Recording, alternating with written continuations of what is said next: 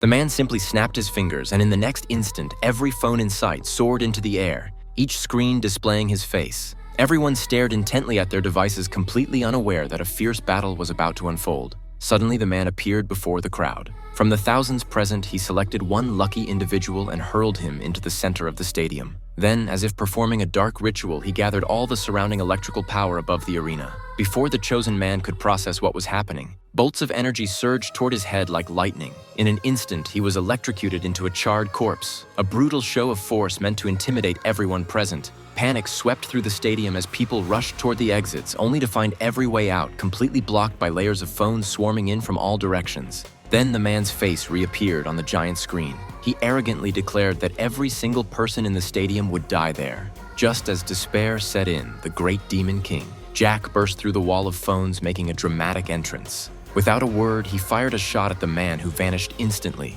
But in his place, hundreds of phones swarmed toward Jack like an army. Unfazed, Jack calmly activated electromagnetic mode, drawing every weapon from the security personnel toward him. The guns and gear instantly assembled into a 360-degree firing array.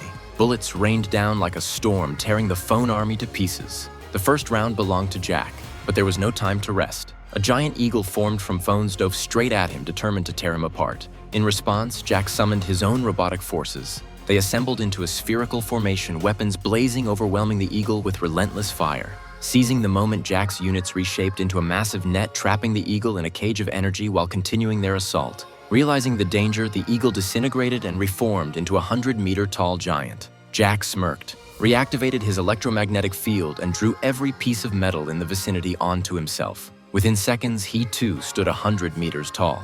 The two giants clashed across the vast stadium, fighting through hundreds of exchanges with no clear winner. Then the phone giant unleashed its ultimate move. As Jack charged forward again, it absorbed him into its own form.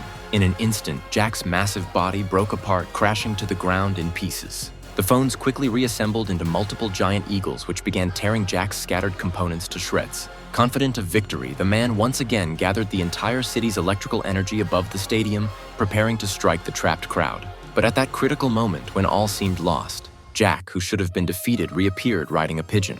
And this ordinary-looking pigeon would turn out to be the key to turning the tide.